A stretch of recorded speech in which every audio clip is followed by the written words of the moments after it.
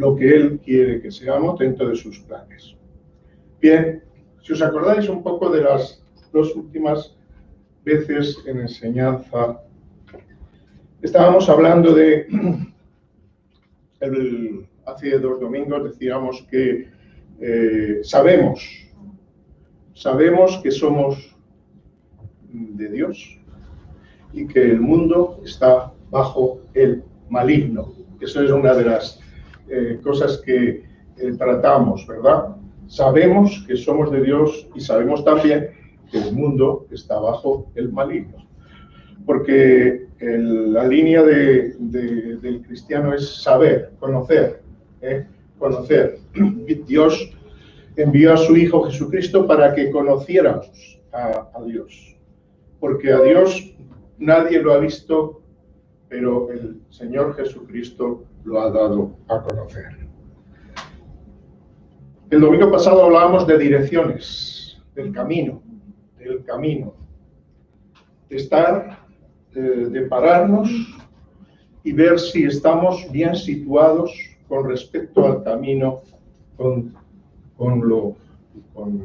la meta que Dios nos ha propuesto, ¿no? Una meta que es meta relacionada siempre con los planes de Dios, no con los nuestros, sino con los planes de Dios.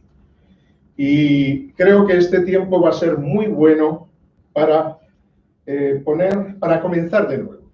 Decíamos, para comenzar de nuevo. Y para comenzar de nuevo hay que revisar todo lo que hay en nuestra vida y ver si realmente hay algo que hay que cambiar o si realmente a lo largo del tiempo ha habido los cambios necesarios para seguir siendo lo que Dios quiere que seamos. Entonces, hay que entender una cosa muy importante y es quién soy, sí, pero dentro de quién soy, ¿qué es la Iglesia? ¿Qué representa la Iglesia? ¿Cuáles son mis derechos y cuáles son mis responsabilidades? En todos estos aspectos tenemos que comprender para poder seguir adelante. Uno de los grandes problemas que hay respecto a la Iglesia es la falta de entendimiento del significado verdadero de qué es realmente la Iglesia. Y es decir, cuando Jesús me salva, no me manda a Vodafone a trabajar. No me manda a ser tutor o de algún colegio. El Señor me manda a formar parte de una familia que no conocemos, no sabemos, pero que es la familia que Él ha preparado para cada uno de nosotros, espiritualmente hablando. No entender lo que significa esto puede provocar en nuestras vidas, pues, tensiones y verdaderamente falta de compromiso los unos con los otros en cualquiera que sea la situación. Porque cuando menos uno lo espera, salta la liebre, dice. Tenemos que estar dispuestos a entender las situaciones y no dejamos, es decir, todos los días te llaman, a mí por lo menos ya te cansan, el teléfono suena y ya sabes, según el número, ya sabes que es de una compañía que te ofrece lo mejor de lo mejor, sea en electricidad, sea en gas, sea en el teléfono, o sea en el seguro de no sé qué, o National Geographic. Te ofrecen lo mejor de lo mejor, vas a ganar, no vas a tener que perder, sino que vas a ganar. Pero uno decide y a lo mejor uno entra y luego pues dice, bueno, pues ahora no me interesa y me voy. Dios nos llama a la Iglesia a estar para siempre, dentro de la familia de Dios y de acuerdo a las formas que Dios ha establecido. En Hechos, en el capítulo 4, en el verso 23, Hechos capítulo 4, verso 23, encontramos a una iglesia recién formada, una iglesia recién instituida, pero que tiene, igual que tiene, pues todavía que aprender mucho, tiene también mucho que enseñarnos. Ambas cosas están en ella, ¿no? Y nuestras vidas a veces ya Dios lo ha manifestado y nos lo ha dicho en su palabra. Nuestras vidas dan cambios a veces de 180 grados, cambios exagerados, cambios tremendos, cambios que van de un lado a otro. Y tenemos que estar preparados para ello. Preparados teniendo una dirección, teniendo una visión y yendo juntos hacia ella. Por eso, todo comienza o se derrumba con la actitud. Puedo estar en una situación que no me gusta. Puede estar alguien haciéndome algo que no me gusta. Pero todo comenzará o terminará según mi actitud. Esto es importantísimo. La actitud es un sentimiento interno que se expresa tarde o temprano, con una reacción externa. Es por eso que es fácil saber la actitud de los demás sin que ellos digan una palabra. Enseguida, uno lo sabe. Por eso vamos a mirar ahora a estos primeros cristianos, los creyentes de la iglesia primitiva, los cuales también lidiaron con pruebas, quizás no exactamente igual que las nuestras, pero al fin y al cabo eran pruebas. ¿Cuáles eran las actitudes en común, en conjunto, que tomaron? Para entender el contexto de este capítulo 4, debemos recordar que el apóstol Juan y Pedro venían de un milagro de sanación. Venían de un discurso en el cual Pedro comenzó la iglesia con un gran número de personas que se convirtieron en Jerusalén.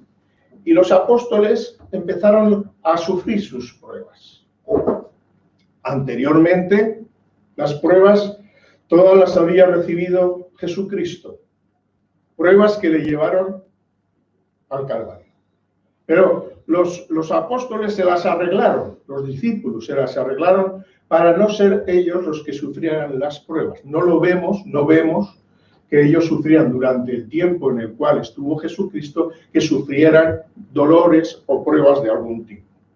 Pero Jesús se va y entonces la iglesia tiene que asumir, la iglesia tiene que asumir el papel de recibir todo aquello que pueda ser las pruebas. Porque nuestro llamado a Dios no solo es a gozarnos, que es algo fundamental, sino también a vivir cualquiera que sea nuestra situación. ¿Cómo enfrentan las pruebas estos apóstoles? ¿Qué nos enseñan que podríamos aprender estos apóstoles, estos discípulos primeros, que como veíamos el otro día, hablábamos de que muchos son los llamados, pero luego veíamos que pocos son los escogidos. Yo de luego quiero ser un escogido, porque es a los escogidos a los que viene a buscar el Señor. Yo no quiero ser un llamado que luego en el tribunal de Cristo me diga Él, no te conocí, no te he conocido, apártate de mí, para la gran sorpresa de ese tribunal en el cual hay dos personalidades reflejadas en forma de animalitos, los ovejas y los cabritos, ¿no? Y la actitud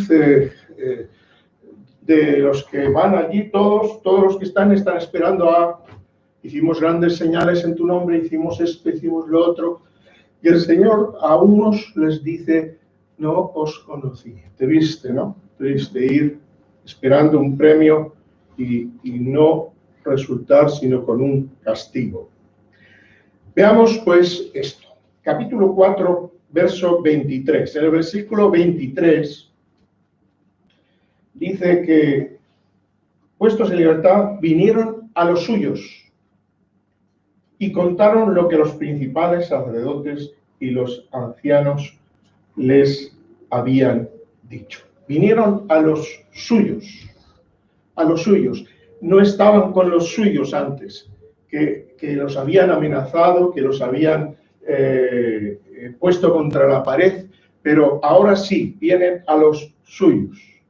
Los apóstoles, después de ser liberados, lo primero que hacen fue ir hacia los suyos. ¿Quiénes son los suyos? La iglesia, para darles a conocer qué es lo que había pasado. No corrieron a buscar y hacer, no idearon técnicas, no huyeron, sino que fueron a los suyos y le contaron todo. Es una actitud de dependencia que tenemos los unos de los otros, de acuerdo al don y al llamado de cada uno, respetando y sometiéndonos en ese aspecto. Ellos sabían que podían encontrar consuelo, que podían encontrar fortaleza y compañerismo en los hermanos de la iglesia. Debemos notar que había confianza en ese grupo de hermanos, pues a pesar de que Pedro y Juan eran, digamos, los que más sobresalían, la iglesia formaba en ese momento un verdadero paquete, a pesar, como digo, de las circunstancias que estaban viviendo. Esto es un principio aplicable en unas vidas. Claro está que necesitamos que en esos momentos de pruebas, cuando demostramos que tenemos dependencia de la iglesia, que entendemos lo que es la iglesia, porque es muy bonito. O sea, nosotros decimos, Señor, ven, yo no te digo que el otro día lo decía, ¿verdad? No, yo no te digo que vengas a la iglesia, lo que digo es que te conviertas a Cristo. Mal hecho. Esto lo he dicho yo alguna vez. No es así como debe ser. Si uno viene a Cristo, tiene que venir a edificaré mi iglesia. Forma parte de su cuerpo, su cuerpo. Necesitamos de los hermanos, el cuerpo de Cristo. Esto es lo mismo, fijaos bien, que hizo Daniel en el capítulo 2, versos 16 al 19, en el Antiguo Testamento, el libro de Daniel. Dice que Daniel entró y pidió la interpretación al rey, pero sigamos adelante.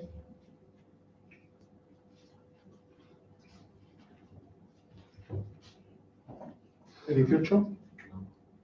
Perdón.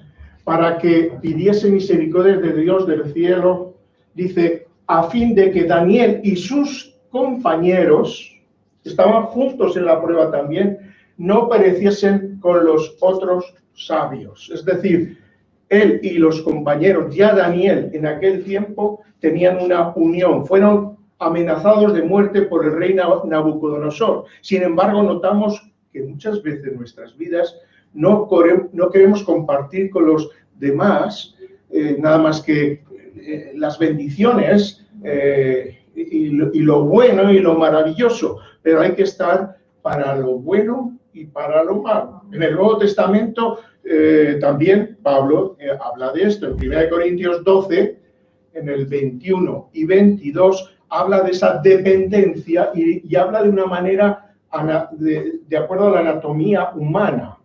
Anatomía humana. Hay gente que dice, no necesito.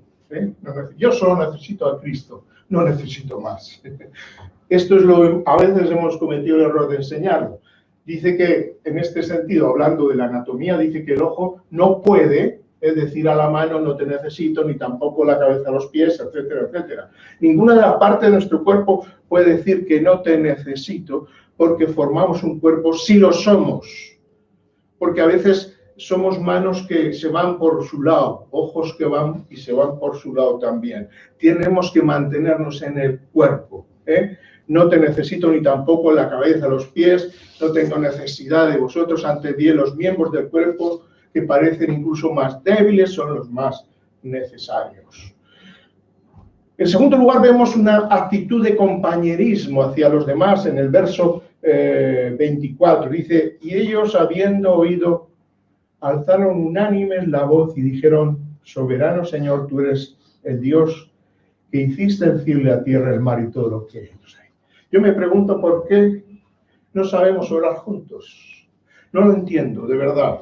Yo no lo entiendo. Hay gente que no ha venido nunca a una reunión de oración. Yo no lo entiendo, pero bueno, cada uno sabe, ¿no? Fijaos que aquí dice que ellos, habiendo oído, alzaron unánimes la voz. Si no encontramos unanimidad en lo que es la oración, no vamos a encontrar unanimidad en ninguna otra cosa. La oración es fundamental, sobre todo en situaciones como esta, en la que necesitamos orar por las grandes necesidades que están surgiendo alrededor nuestro. No podemos utilizar a Dios solo indudablemente como botiquín de urgencia cuando me interesa. No puedo utilizar a Dios solo cuando yo sirvo. Si me sirven, entonces no me interesa. Hay que dejar que servir y ser servidos. Y aquí es impresionante cómo unánimes alzan la voz a Dios.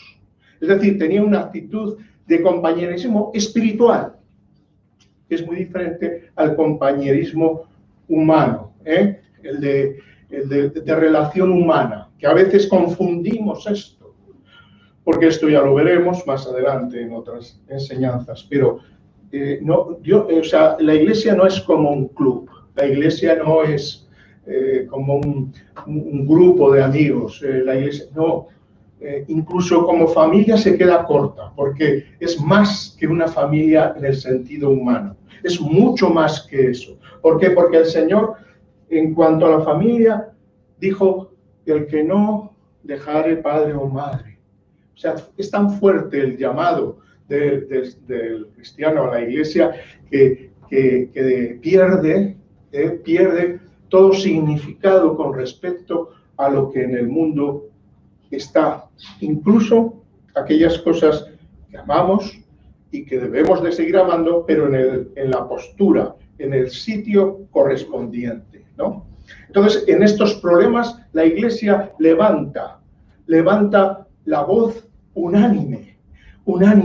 En estos tiempos es importantísimo que levantemos unánime la voz. Dios sigue obrando, hermanos. No debe de asustarnos lo que está ocurriendo. Decíamos el otro día, a lo largo de la historia han ocurrido muchas cosas, comenzando por juicios, como por ejemplo el diluvio, pero de ahí surgió algo, Siempre pueden ocurrir cosas y han ocurrido. Vemos el pueblo de Israel como de una forma continuada tenían problemas y tuvieron que pasar por grandes pruebas, pero siempre había algo que hacía surgir de nuevo. Surgir de nuevo el pueblo de Dios, la gracia de Dios, la misericordia de Dios, la bondad de Dios y todo esto que Dios está haciendo. Por eso nosotros ahora, ¿qué tenemos que hacer? Podemos ser parte del problema, es decir, agudizar el problema, o podemos ser parte de la solución, dispuestos y decir: aquí estoy, ¿qué hay que hacer? En todo momento, en toda situación es importante decir: aquí estoy, ¿qué es lo que hay que hacer? ¿Qué es lo que hay que hacer? No solo qué sé que hacer, lo que sé hacer, sino si es necesario aprenderé a hacer otras cosas para la gloria de Dios. Por eso es la utilidad, el compromiso, la unión con un propósito, con un objetivo, con algo. Entonces debemos de entender esto desde un punto de vista de Dios. ¿Por qué? Porque hay algo importante. Fijaos que en la oración dice que dijeron: soberano Señor. En medio de las pruebas de la iglesia primitiva, lejos de desanimarse y desmayar, buscaron inmediatamente a Dios. Pero no a cualquier Dios, sino al Dios soberano. Al Dios soberano. Él es el soberano de todos los reyes de la tierra. Dios es el soberano de todos los reyes de la tierra. La iglesia lo primero que hizo es buscar en oración a Dios, y juntos tenían y sabían perfectamente a qué Dios tenían que estar alabando y glorificando. Cuando digo conocer a Dios, es conocer a Dios y cuál es su propósito. Yo puedo conocer a Dios y quedarme con las partes de Dios que a mí me interesan, quedarme con las partes de Dios que a mí me favorecen, quedarme con las partes de Dios que a mí me gustan, y que incluso si no puedo, como trataron de hacer algunos, de imponerlas, sea por unos medios o sean por otros, ¿no? El mismo Daniel que hemos visto antes en el capítulo 2, verso 20 al 22, dice que sabía que Dios era. Es el mismo Dios, por cierto. Dice, sea bendito el nombre de Dios de siglos en siglos, porque suyos son el poder y la sabiduría. Él muda los tiempos y las edades, quita reyes y pone reyes, da la sabiduría a los sabios y la ciencia a los entendidos. Él revela lo profundo y lo escondido, conoce lo que está en tinieblas y con él mora la luz. Los hermanos entendían, igual que Daniel, quién era su Dios, el que había puesto en aquellos hombres la responsabilidad de hacer la voluntad de Dios en un mundo que no les iba a admitir, ni permitir que hicieran la voluntad, como estamos viendo hoy en día, que a lo mejor esta prueba de la pandemia es insignificante con lo que está ocurriendo tras el telón, y que de vez en cuando, igual que en el teatro, cuando va uno al teatro, ¿no?, que hay un telón, y de vez en cuando alguien le da por asomar, supongo que o para ver si hay gente, si fueron, o para ver si algún amigo o amiga ha venido, o familiar o lo que sea. Entonces asoman así la cabeza y se les ve, ¿no? Entonces es parecido a lo que decía. Nosotros hemos sido llamados en esta situación donde todavía haya cosas escondidas que quieren ponerse en marcha, porque el mundo está bajo el maligno. En segundo lugar, fijaos que dice que Dios es creador. En Génesis 1:1 no hay duda. Dice, en el principio creó Dios el cielo y la tierra. No hay duda. Es Dios quien ha creado y que ha hecho este mundo. Es curioso que ahora han salido una serie de científicos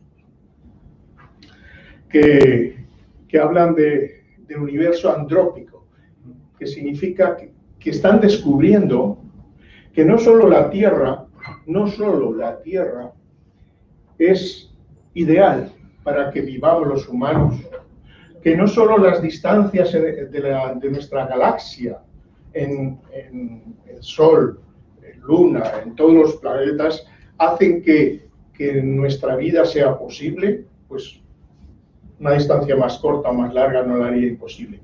Ahora se ha descubierto que todo el universo, por lo menos lo que se está hasta donde se llega, forma una parte innecesaria sin la cual sería imposible que nosotros viviéramos en la Tierra. Es decir, sería imposible que este planeta viviera si no todas las galaxias y todo el conjunto del universo estuvieran hechos de una forma tal para que sea este planeta todavía sujeto. Por supuesto, hay detractores de esto, ¿no? Pero hay científicos que incluso con sus las pruebas que hacen y todo esto lo demuestran que esto todo tiene un gran significado. Que Dios creador ha creado con significado la tierra y nosotros formamos parte de ella. Gloria al Señor. En el verso 25 dice que por boca de David tu siervo dijiste, ¿por qué se amotinan las gentes y los pueblos piensan cosas malas? Se reunieron los reyes de la tierra y los príncipes se juntaron en uno contra el Señor y contra su Cristo, porque verdaderamente se unieron en esta ciudad. Contra tu santo Hijo Jesús, a quien ungiste, Herodes y Poncio Pilato con los gentiles y el pueblo de Israel. Si nos quedamos aquí, decimos, bueno, ¿qué está pasando? ¿Qué está pasando? Porque esto es duro, es decir, se amotinan las gentes. Los pueblos, en lugar de pensar en Dios, piensan cosas vanas. Los reyes y príncipes de la tierra se juntan contra el Cristo, el que hizo el cielo y la tierra, contra su Cristo, porque verdaderamente se unieron. ¿Y quiénes? Y menciona a algunos: Herodes, Poncio Pilato, con los gentiles y el pueblo de Israel. Todos estos hicieron un frente común contra Cristo, contra Dios. ¿Qué está pasando aquí? Uno, si queda aquí, es lo mismo que nos pasa a nosotros. ¿Qué está pasando? ¿Por qué estoy acosado? ¿Por qué la iglesia está perdiendo? Parece que está perdiendo, está acosada, porque ahora, como he dicho antes, Jesucristo ya no está, pero está su iglesia, que es la que sufre. Nosotros sufrimos, como decía el Señor, ahora sufro, el apóstol Pablo, ¿no? Él sufra o añade los sufrimientos de Cristo. La iglesia tiene que de alguna manera, participar de los sufrimientos, como dice la palabra del Señor. Hasta ahí sería terrible, pero hermanos, el verso 28 nos da la respuesta. Y hay versos 28 en todas las cosas de nuestra vida. ¿Qué dice esto? Dice: para hacer cuanto tu mano, ¿cómo? Tu mano y tu consejo habían antes determinado que sucediera. Las cosas cambian cuando aparece este versículo. Cuando te dicen: ojo, que esto que estás pasando, que esto que está ocurriendo, que esto que está sucediendo no es casual, no está fuera de control. No es que Dios se haya dormido o Dios se haya despistado. Dios está en control. Y hay cosas que las ha determinado su mano. ¡Aleluya! Por eso es que nosotros, sea la vida, sea la muerte, sea en cualquier situación, podemos decir gloria a Dios. ¿Por qué? Porque tu mano es fuerte, tu mano es la que está en control, tu mano es la que guía, la que lleva, la que lleva realmente ese control. Por eso, este versículo 28 está en todas nuestras vidas, en todas nuestras pruebas, en todas nuestras situaciones. Por eso, como dice el apóstol Pedro, en 1 Pedro, capítulo 1, versos 6 y 7, dice: en lo cual, está hablando de pruebas, en lo cual vosotros os alegráis. Debemos alegrarnos que los planes de Dios se cumplan. Aun cuando, fijaos bien, pero vamos a ver, ¿cómo me puedo alegrar de que estén reunidos contra Cristo, contra su iglesia? ¿Cómo me puedo alegrar de esto? Porque se están cumpliendo los planes de Dios. Los planes de Dios se están cumpliendo. Es como estos directores de cine que tienen una cabeza pensante tremenda, ¿no? Y te llevan durante toda la película en una problemática que parece que todo va a salir mal, pero había un plan. Y todo lo que era malo, en realidad se vuelve contra aquellos que lo estaban haciendo. Esa forma de actuar quizás sea una forma que se le puede aplicar a Dios. Gloria al Señor. En lo cual vosotros os alegráis, aunque ahora, por un poco de tiempo, así es como lo llama el Señor a nuestras pruebas, un poco de tiempo. Si es necesario, a veces es necesario, que en mi vida, que en la vida de la iglesia, que en la vida del mundo, haya pruebas. A veces es necesario. Tengáis que ser afligidos en diversas pruebas, diversas, de diferentes procedencia. ¿Para qué? Para que sometida a prueba vuestra fe, mucho más preciosa que el oro, el cual, aunque perecedero, se prueba con fuego, sea hallada en alabanza, gloria y honra cuando Jesucristo sea manifestado. Aleluya. El Señor, cuando venga, no nos va a preguntar qué hicimos, qué dejamos de hacer, sino ¿tuvimos fe? ¿Tuviste fe? Único.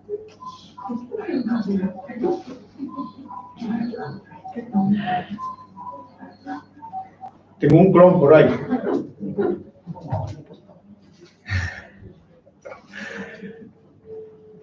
Seguimos, Hechos, verso 29. Y ahora, Señor, esta gente estaba que ardía. Se habían unido, habían orado, se habían dado mutuamente refuerzo. Ojo, esto que está ocurriendo no es casual. La mano de Dios está detrás de ello, tranquilos. Estaban reforzados, estaban con fortaleza. Y dice, y ahora mira, Señor, sus amenazas. Y concede a tus siervos que con todo de nuevo hablen tu palabra. Es decir, concédenos que sigamos haciendo lo que tenemos que hacer. Esta es la gran realidad. Sin cortapisas, sin estrecheces, sin lidiar con nuestro por encima de Dios. Ahora más que nunca es cuando Dios tiene que ser el primero y el último en nuestra vida, por encima de cualquier cosa. Fijaos lo que os digo, por encima de cualquier cosa. Porque la palabra de Dios dice que incluso nuestra vida le pertenece. Y dice que ¿de qué nos sirve si ganamos nuestra vida, pero perdemos nuestra alma? Tenemos que darnos cuenta que estamos en una situación en la cual Dios está probando nuestra fe. Yo veo gente que en medio de esta situación está teniendo gran capacidad de desarrollo en sus empresas, en sus trabajos, en sus todo, una gran capacidad para desarrollar ideas y formas nuevas en las cuales la economía de este mundo, que un día sí que perecerá, continúe. Y la iglesia, los colegios tienen para los niños estas formas de transmitir en la que están atendidos esos niños. Esos niños están atendidos por los profesores. Tenemos medios. Los tutores, incluso universitarios, también están atendidos a través de estos medios y se unen y se busca la forma y la manera porque saben que no puede parar el mundo. Pero hermanos, menos puede parar el propósito de Dios y su desarrollo. Amén. Y dependerá de la iglesia que paremos o no. Dependerá de la iglesia que estemos dando vueltas nuevamente, como hizo el pueblo de Israel, a causa de su temor, de su pecado, de no darse cuenta que, aunque el enemigo era feroz, más poderoso el poderoso estaba con él. Gloria al Señor. Por eso, ese es importante. Pero fijaos bien que ahora dice, concede a tus siervos, mientras extiendes tu mano, y que se hagan sanidades, señales, prodigios, y mediante el nombre de tu santo Hijo Jesús. Cuando hubieron orado. Esta es la gran realidad, oración, el Dios verdadero. Las Escrituras nos dicen que normalmente en medio de las pruebas, lo que hacemos humanamente, lo que hemos aprendido en el mundo es quejarnos. En la iglesia traemos las quejas también. Traemos esa naturaleza de queja y la llevamos a la iglesia. Pensamos que la iglesia es una democracia y queremos que nuestro derecho y nuestra opinión se imponga. Esto no es así, hermanos. Hemos cometido un gran error cuando hemos enseñado así y nos hemos comportado así. Mira sus amenazas, concede a tus siervos que con denuedo hablen la palabra de Dios. Aleluya. Porque la palabra de Dios, hermanos, no puede parar. ¿Qué es un avivamiento? Un avivamiento es que la palabra de Dios corra y que Dios sea glorificado en cada rincón. Eso es lo que es el avivamiento. Ahora, ¿sabéis una cosa? Una de las cosas que Dios quiere, una de las cosas que el diablo quiere es que estemos contemplándonos unos a otros en la iglesia mientras el mundo se pierde. Que dejemos de hacer lo que tenemos que hacer, distrayéndonos, complicándonos la vida unos a otros. Pero esto no puede ser. Tenemos que extendernos hacia lo que Dios tiene en medio de situaciones tan difíciles, tan extrañas, por lo menos tan extrañas como las que estamos viviendo. En un espíritu mutuo de adoración debemos de llegar hasta nuestro Dios y unirnos a Él en medio de, insisto, de cualquiera que sea la situación. Para eso necesitamos fortaleza. ¿Y cómo logramos la fortaleza? Por oración. Por oración. ¿Cuáles han sido las necesidades en estos tiempos? ¿Por cuántas cosas hemos estado orando los que hemos orado? ¿Y cuántos nos han enterado de ello? ¿Cómo está? Tú, ahora preguntamos, ¿cómo está este? ¿Cómo está el otro? Hemos orado por personas que estaban con el coronavirus y algunos, pues, Dios ha querido que se fueran. Otros, en cambio, Dios ha querido que sean sanados. La palabra de Dios debe de correr y ser glorificada, hermanos. Gloria al Señor. Y la oración nuestra llega a cualquier sitio. El otro día estábamos orando por el sobrino de Amaris, ¿no? Y dices que ha mejorado. Bueno, pero hasta que no esté bien, nosotros seguimos clamando. La voluntad de Dios se hará así, pero nosotros hemos sido llamados como iglesia a ser partícipes de lo que ocurra en este mundo. Dice la palabra de Dios, hablando de 2 o 3, dice que si 2 o 3 se pusieran de acuerdo, es decir, grupo, si se ponen de acuerdo cualquier cosa, aquí en la tierra será hecha en el cielo. Porque en última instancia, hermanos, en las cosas de aquí, en todas las cosas de aquí, quien manda es el cielo. Es el Dios soberano del cielo. Es así. No creas que aquí manda el presidente del gobierno o el rey, o que manda la ONU o manda la OMS. Quien manda es Dios, hermanos. Por encima de todo es Dios el que está mandando. Por eso Santiago dice, hermanos, dice en el capítulo 1, verso 2, dice, hermanos, tened por sumo gozo. ¡Aleluya! El diablo lo que quiere es que nos quejemos, que digamos, mira lo que está ocurriendo, pero qué desgracia, mira por aquí, mira por allá. Y así perdemos el tiempo. En lugar de hacer como esta gente que se unió y dijo, Señor, mira la amenaza, mira esta amenaza que tenemos, pero danos de nuevo. Mira la amenaza del COVID o de la pandemia, danos de nuevo, que hagamos lo que tenemos que hacer, que no nos entretenga esto, que no nos haga perder el tiempo esto, que no nos haga perder nuestra mirada del frente al cual has puesto delante de nosotros. Tened por sumo gozo cuando os halléis en diversas pruebas. Lo decimos, y yo lo digo, pero cuando estás en la prueba, ¿qué surge? Surge esa vieja carnalidad a la cual adoramos en ciertas situaciones. Esa vieja carnalidad que surge y que adoramos en ciertas situaciones, hermanos. Cuando debemos destruir esa forma de idolatría que hay en nuestro corazón. Porque cuando dejamos que el viejo hombre haga lo que quiera, es una forma de idolatría. Porque servimos no a Dios, sino al viejo hombre. Gloria al Señor. Todas estas actitudes juntas, ¿qué dieron como resultado? Dieron como resultado una manifestación, como no podía ser otra, una manifestación grande del poder de Dios. Cuando hubieron orado, el lugar que estaban congregados tembló. ¡Aleluya! Tembló. Y todos fueron llenos del Espíritu Santo. Y hablaban con denuedo la palabra de Dios. Allí no se juntaron estos hermanos para decir, mira este que mal vestido va, este ha cambiado de peinado, este no sé qué, mira que no ha venido cual o tal. Ellos se juntaron con un propósito. No prestaron atención nada más que al objetivo fundamental.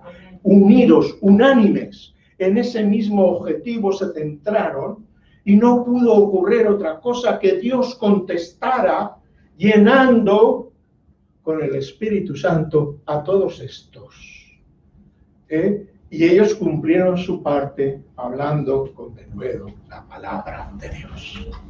Porque Dios no nos llena el Espíritu Santo para nuestro uso personal, sino que nos llena con el Espíritu Santo para que trabajemos para Él. ¿Y sabéis por qué a veces el Espíritu Santo no puede estar en mí? Porque no está el fruto del Espíritu. Porque primero es el fruto, luego vienen los dones.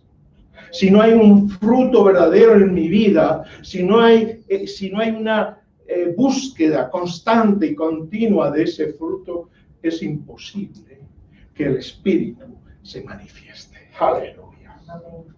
¿Qué está ocurriendo? Bueno, podemos dar gracias a Dios. ¿Por qué? Es por estos medios, no solo nosotros, que somos ínfimos, ¿no? Pero mucha gente se ha dado cuenta de que no solo el culto puede ser para aquellos que asisten, sino que puede ser transmitido a casas, y no solo a casas de la membresía de una iglesia local, sino a otros lugares.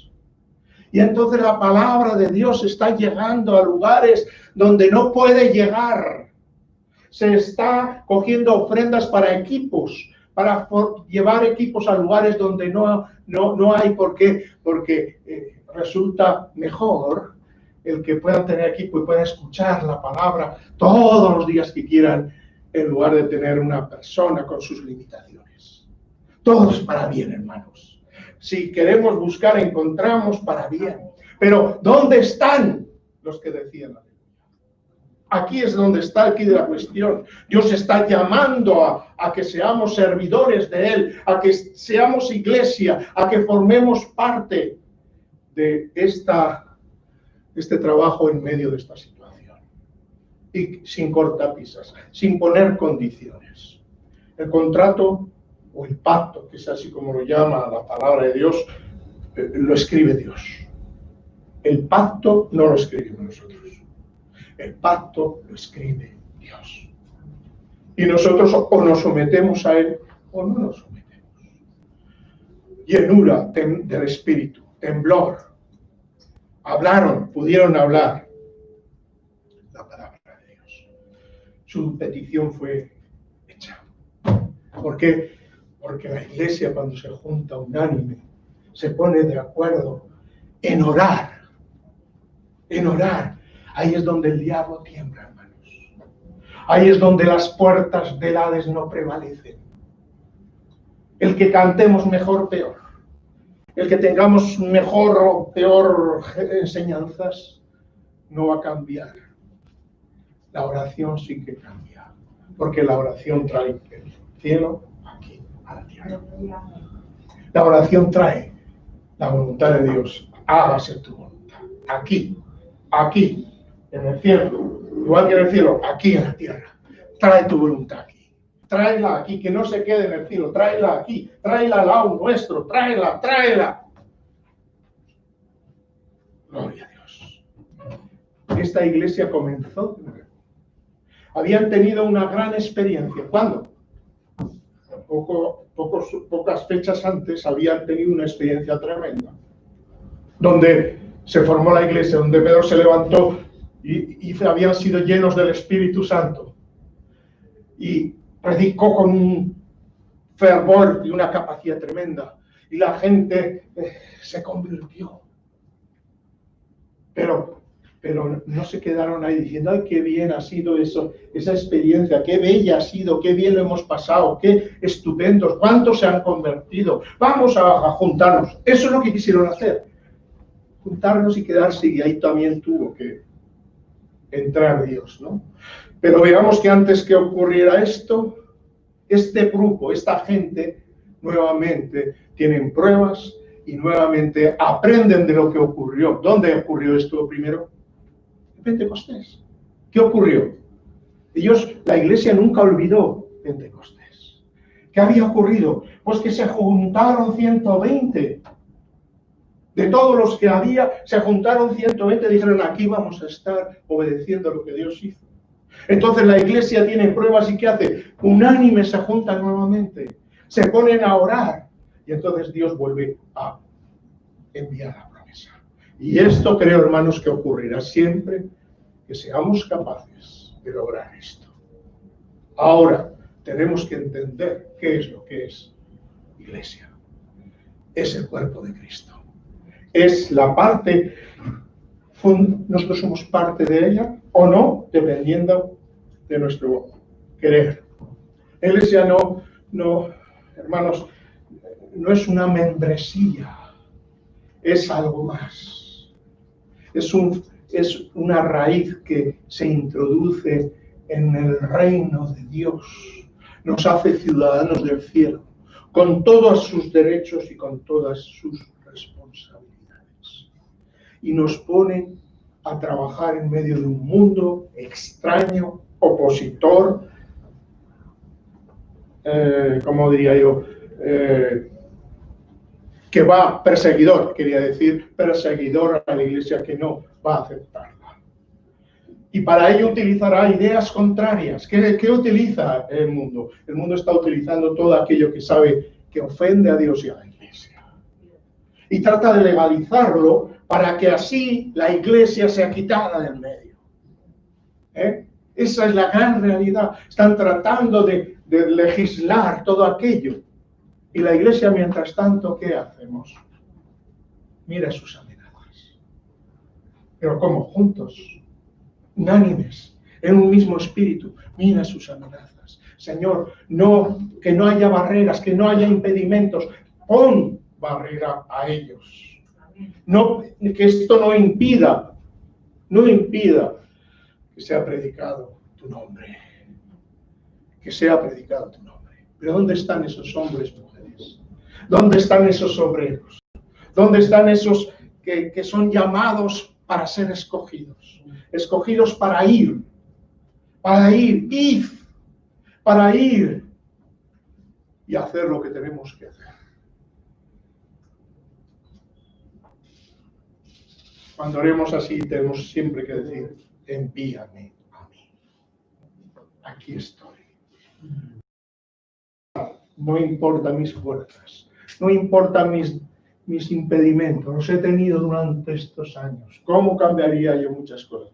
Pero si tú me has llegado hasta aquí, tuyo es el reino, tuya es la. Yo sigo disponible. Porque si sé que he llegado hasta aquí contigo, sé que si vivo lo que viva, llegaré a donde tú quieras que llegue. Porque tú eres el que da la orden. Aleluya.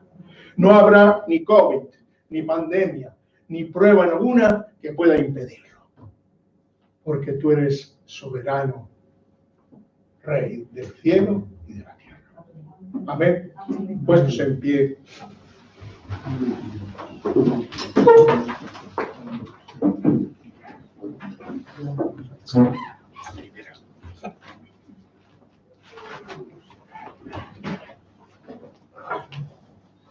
Bueno, quisiéramos que hagamos individualmente de acuerdo a lo que Dios nos haya mostrado, pues podemos decirle a Dios, Señor, yo lo que le digo, Señor, quiero ser parte de la solución, quiero ser parte de la lucha, quiero ser parte de lo que tú quieras hacer en medio de esta situación. No permitas que me distraiga esto. Hermanos, ¿creéis que cuando empezamos en junio, yo estaba contentísimo diciendo, bueno, tenía mis temores, muchos temores, hablando de gente de riesgo, miré mis cartas y las tenía todas. Pero hermanos, yo le dije, Señor, esto no es una provocación lo que voy a hacer. No lo hago porque yo quiero y voy a salirme con la mía. No, es tu nombre. Si abren los bares, yo creo que hay que abrir la iglesia. En tu nombre, para tu gloria. No porque no le temas al COVID. Tú has matado a mucha gente y me puede matar a mí. Pero en tus manos, en tus manos. Y hasta aquí Dios nos ha ayudado. Mal amén o bene ben. Hasta aquí Dios nos ha ayudado. Y nos seguirá haciendo si nosotros nos ponemos a su disposición. Padre, te doy gracias porque hasta aquí, como digo, nos has ayudado.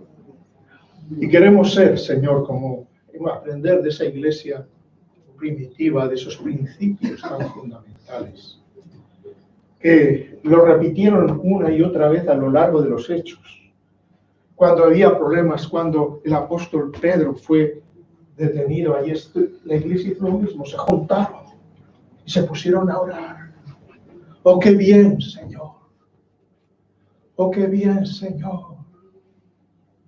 Vuélvenos esto. Yo recuerdo, ¿te acuerdas, Señor, cuando éramos 2 o 3 y llamábamos a Málaga para orar por cosas?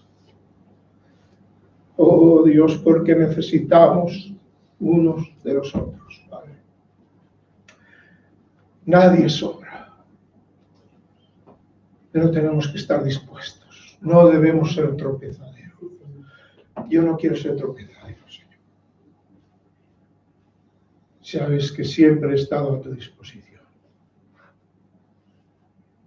Con más suerte o menos suerte. Con más éxito o menos éxito. Pero ahí estoy, Señor. Y creo que mis hermanos también. Señor, manda un fuego. Manda un fuego. Pero sobre todo ayúdanos a adorarte, glorificarte y bendecirte juntos. En el nombre de Jesús.